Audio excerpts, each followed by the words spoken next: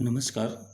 आज का अपना क्लास का विषय है किसी भी विलयन की सांद्रता को प्रदर्शित करने की जो विधियां हैं वो कौन कौन सी हैं। पिछले कालांश में अपन ने ये विधियां पढ़ी थी जिनके अंदर 3 विधियों का अपन ने अध्ययन किया था और 3 विधियों के बाद में आगे कौन कौन सी विधियां हैं।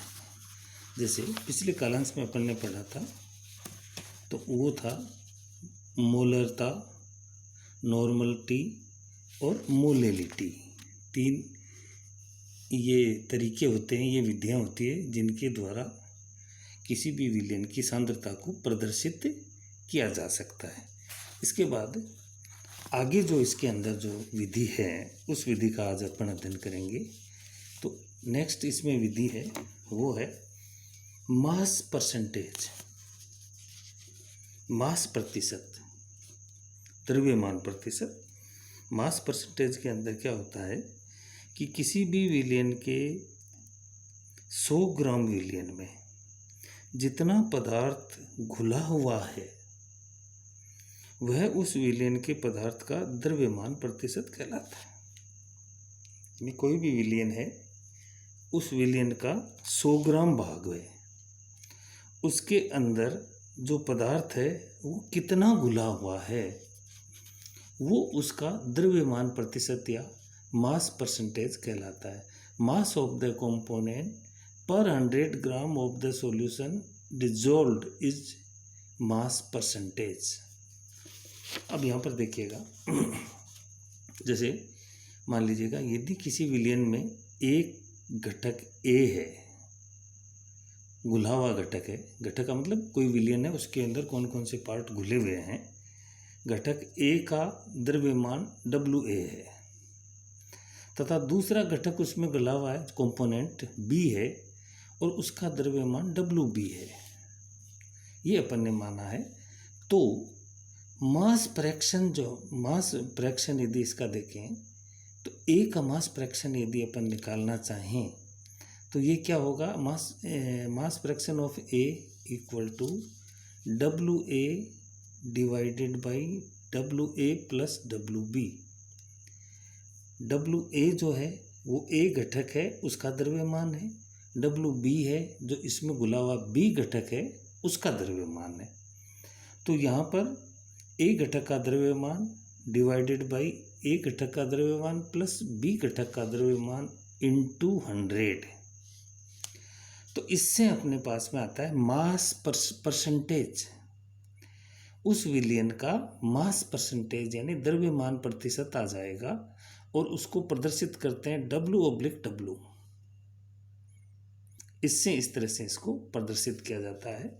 तो किसी भी विलयन की सांद्रता को प्रदर्शित करने का कि यह भी एक विधि है कि उसका मास परसेंटेज क्या है, द्रव्यमान प्रतिशत क्या है। तो उस द्रव्यमान प्रतिशत को अपन इस तरह से प्रदर्शित कर सकते हैं। नेक्स्ट इसकी विधि है वॉल्यूम परसेंटेज। आयतन प्रतिशत क्या है, कोई भी विलयन है तो उसका आयतन होगा। तो आयतन प्रतिशतता क्या है इसमें देखिएगा, किसी विलयन के 100वें भाग में जितना आयतन घटक का घुला हुआ है उसे आयतन प्रतिशत कहते हैं।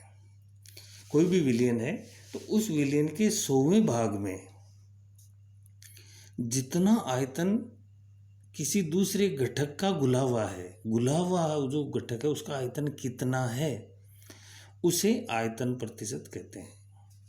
माना एक घटक A है और एक घटक B है, इन दोनों के आयतन VA व VB है। ये दोनों किसी भी विलयन के अंदर विलय हुए हैं। तो इसका वॉल्यूम परसेंटेज कैसे निकालेंगे देखिएगा, वॉल्यूम परसेंटेज ऑफ A, एक घटक का वॉल्यूम परसेंटेज निकाल रहे हैं, इक्वल टू क्या होगा वॉल्यूम ऑफ A जो घटक जितना घुला हुआ है उसका आयतन बटा volume of A plus volume of B। A घटक का वॉल्यूम जो घुला हुआ है, B घटक का वॉल्यूम जो घुला हुआ है, इंटू 100। तो इसको इस तरह से A equal to V A upon V A plus V B into 100। तो ये वॉल्यूम परसेंटेज आ गया कौन से घटक का? ए घटक का। ये ए घटक का वॉल्यूम परसेंटेज आ गया, यानी कह सकते हैं कि इस विलयन में जो ए घटक घुला हुआ है उसका आयतन प्रतिशत इस तरह से आ जाएगा। अब मान लीजिए जैसे वॉल्यूम परसेंटेज बी घटक का निकालना चाहते हैं, तो volume percentage of B equal to क्या हो जाएगा? V B upon V A plus V B into 100। यहाँ पर वॉल्यूम पहले जो बी घटक है उसका volume V B upon V A plus V B into 100 आ जाएगा। तो यहाँ पर कैलकुलेट करके निकालेंगे वो आयतन प्रतिशत किसका आएगा? बी घटक का आयतन प्रतिशत आ जाएगा। और इसको प्रदर्शित करते हैं V/V। इस तरह से अपन इसको प्रदर्शित करते हैं। तो इस तरह से मास परसेंटेज और वॉल्यूम परसेंटेज जो है इनसे भी विलयन की सांद्रता को प्रदर्शित किया जाता है। इसके बाद में देखिएगा मोल फ्रैक्शन। एक और विधि है जिसमें मोल फ्रैक्शन ज्ञात करते हैं किसी विलयन का। तो वो कैसे करेंगे? किसी विलयन में विलय सभी घटकों के मोल्स, जिसमें विलय और विलायक सॉल्वेंट और सोल्यूट दोनों आ गए। विलय और विलायक में से एक घटक के मोल्स के अनुपात को मोल फ्रैक्शन कहते हैं। कोई भी विलयन है जिसमें जितने भी घटक घुले हुए उन सब का जो मोल्स का टोटल है उसमें से किसी भी एक घटक के मोल्स का अनुपात उन सारे मोल्स और वो एक घटक है उनके मध्य जो अनुपात है उसको मोल फ्रैक्शन कहते हैं। Ratio of number of moles of a component to total number of moles of all components include solute and solvent present in the solution. यानी किसी भी विलयन के अंदर सभी घटक हैं उनके मोल्स की संख्या और उसके बाद किसी एक घटक के मोल्स की संख्या के मध्य में जो अनुपात है वो कहलाता है मोल फ्रैक्शन। जैसे माना किसी विलयन में Na मोल विलय है और दूसरा Nb मोल विलायक है। एक विलय और विलायक Na विलय है, Nb विलायक है। तो मोल फ्रैक्शन ऑफ सोल्यूट, जो सोल्यूट है उसका मोल फ्रैक्शन अक्स ए से इसको प्रदर्शित कर रहे हैं, इक्वल टू क्या होगा? X A equal to Na upon Na plus Nb। ये मोल फ्रैक्शन आ जाएगा सोल्यूट का। इसी तरह से दूसरा अपन देखेंगे mole fraction of solvent. Solvent का मोल फ्रैक्शन जिसको अपन अक्स बी से प्रदर्शित कर रहे हैं उसको कैसे निकालेंगे? Nb upon Na plus Nb। Nb जो है वो नंबर ऑफ जो मोल्स है वो किसके हैं? सॉल्वेंट के हैं। और Na प्लस Nb उस विलयन में उपस्थित टोटल मोल्स हैं उनकी संख्या आ जाएगी। इससे इन दोनों में जो अनुपात होगा वो इस सॉल्वेंट का मोल फ्रैक्शन होगा। तो किसी विलयन के सभी घटकों का मोल फ्रैक्शन हमेशा एक आता है, 1 आता है इसमें मोल फ्रैक्शन। तो मोल फ्रैक्शन एक आता है तो सारे जितने भी अलग अलग फ्रैक्शंस अपन ने निकाले हैं उन सबको जोड़ देते हैं तो उन सब का जोड़ एक आएगा। तो यहाँ पर अपन ने ऊपर निकाला अक्स ए और अक्स बी, यानी मोल फ्रैक्शन एक सोल्यूट का निकाला एक सॉल्वेंट का निकाला, इन दोनों को जोड़ देते हैं। तो x A plus x B equal to Na upon Na plus B plus Nb upon Na plus Nb equal to 1।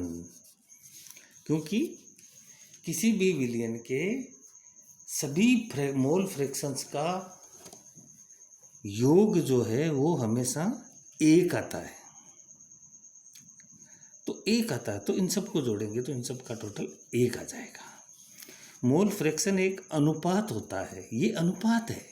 Mole fraction क्या है? एक रेशियो है किसके बीच में, जिसका अपन निकाल रहे हैं वो और उसमें टोटल मोल्स कितने परसेंट है, उन के बीच में रेशियो है। ठीक है। और ये एक डायमेंशनलेस प्रॉपर्टी होती है, इसमें डायमेंशन नहीं होता है। जैसे अदिश राशि या जैसे दिशाहीन गुण जिसे कहते हैं, वो मोल फ्रैक्शन का गुण है, वो दिशाहीन गुण माना जाता है। तो ये अपने पास में ये विधि थी मोल फ्रैक्शन। किसी भी विलयन का मोल फ्रैक्शन का मतलब यहाँ पर भी अप्रत्यक्ष रूप से ये इसकी सांद्रता को प्रदर्शित करता है। इसके बाद में नेक्स्ट जो मेथड है वो है ppm. Ppm parts per million, million का मतलब 10 लाख। तो किसी विलयन के 10 लाखवें भाग में विलय घटक की मात्रा को पीपीएम कहते हैं। अब यहाँ पर जो 10 लाखवां भाग है वो सामान्यतया विलायक का होगा। तो किसी भी विलायक में या किसी भी विलयन में विलयन के 10 लाखवें भाग में विलय घटक की मात्रा है वो पीपीएम में प्रदर्शित होती है। पीपीएम को प्राय जल की कठोरता के आकलन में प्रयुक्त किया जाता है। इस स्केल को, इससे जल की कठोरता को पीपीएम में मापते हैं। जैसे जो हार्डनेस वाटर की होती है वो पीपीएम में निकाली जाती है। तो उसमें पीपीएम में जब हार्डनेस निकालते हैं तो उसमें क्या होता है, उसमें ये होता है कि जैसे जल, जैसे मान लीजिएगा 80 पीपीएम हार्डनेस आई किसी जल की, इसका मतलब जल के 10 लाखवें भाग में 80 भाग लवण का उपस्थित है। 10 लाखवें भाग में वो उपस्थित है, बहुत कम है, इसलिए इसको बोलते पार्ट्स पर मिलियन।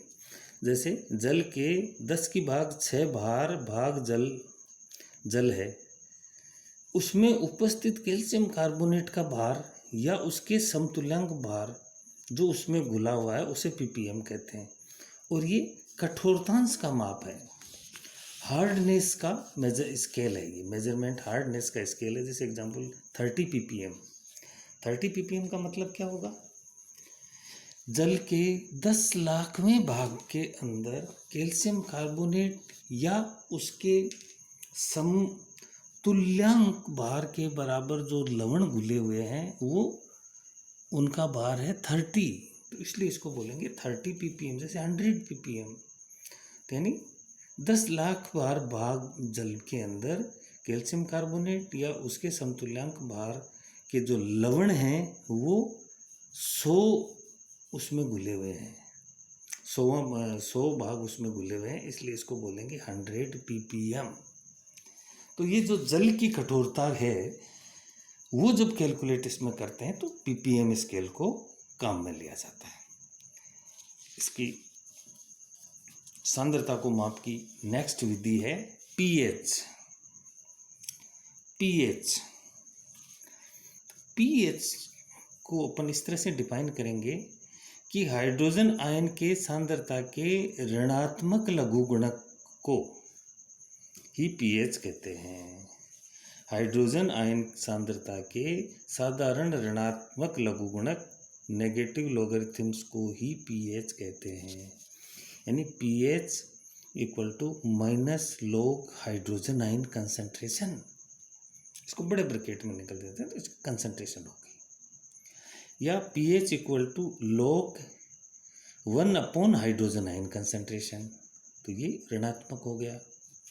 या H plus equal to 10 to की पावर माइनस, ये पीएच आ जाएगा।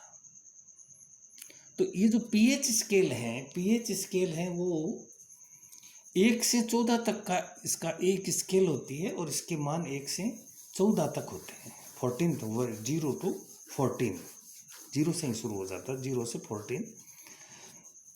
तो पीएच का मान 0 से 14 तक होता है। अम्लीय विलयनों का पीएच 0 से 7 तक होता है। अम्लीय विलयन का पीएच 0 से 7 तक होता है, यानी 6.9 तक आ जाएगा। तथा क्षारीय विलयन का पीएच 7 से 14 तक होता है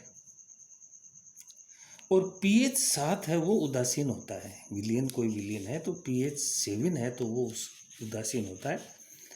ये इस तरह से ये स्केल बनी हुई होती है। ये जैसे मान लो 0 1 2 3 4 5 6 7 8 9 10 11 12 13 और 14। तो यहाँ जो 7 pH जिस विलयन का है वो होता है उदासीन और 0 से 6.9 तक है ये है अम्लीय। तो अम्लीयता इधर बढ़ती है और उसके बाद में यहाँ से 7.1 से ही शुरू हो जाता है क्षारीयता और ये क्षारीय विलयन का pH 14 तक होता है। 7 से लेकर के 14 तक जो pH जिसका होगा वो सारे के सारे विलयन क्षारीय होंगे और ये इधर जो pH होगा जो 0 से लेकर के 6.9 तक ये अम्लीय विलयन होंगे। तो जो pH स्केल होता है उस pH स्केल से विलयन कैसा है, अम्लीय है या क्षारीय है या उदासीन है। अम्लीय है तो प्रबल अम्लीय है या दुर्बल अम्लीय है तो उसका pH कितना है। क्षारीय है तो प्रबल क्षारीय है या दुर्बल क्षारीय है तो उसका pH कितना है, उससे उसको मेजरमेंट होता है। तो ये भी एक तरह से किसी भी विलयन की सांद्रता को प्रदर्शित करने की विधि में आता है। इस तरह से आपकी जो सिलेबस के अंदर ये जो दिए हुए थे कैलकुलेट करने की विलयन की सांद्रता को प्रदर्शित करने की जो विधियाँ थी जिनका अपन ने अध्ययन किया है वो विधियाँ कौन कौन सी थी। मोलरिटी मोलरता, नॉर्मलिटी नॉर्मलता, मोलेलिटी मोललता, ppm parts per million, mass percentage mass द्रव्यमान प्रतिशत, वॉल्यूम परसेंटेज आयतन प्रतिशत, मोल फ्रैक्शन और pH। ये 8 अलग अलग विधियाँ हैं जिनसे विलयन की सांद्रता को प्रदर्शित किया जा सकता है। तो ये आपके सिलेबस की ये जो टॉपिक है ये पूरा होता है और इसमें आगे जो है वो अपन उसके बाद नेक्स्ट जो होगा उसके बारे में और इसके बारे में अपन कोई भी समस्या हो तो उसके बारे में विस्तृत से चर्चा करेंगे, डिस्कस करेंगे। धन्यवाद।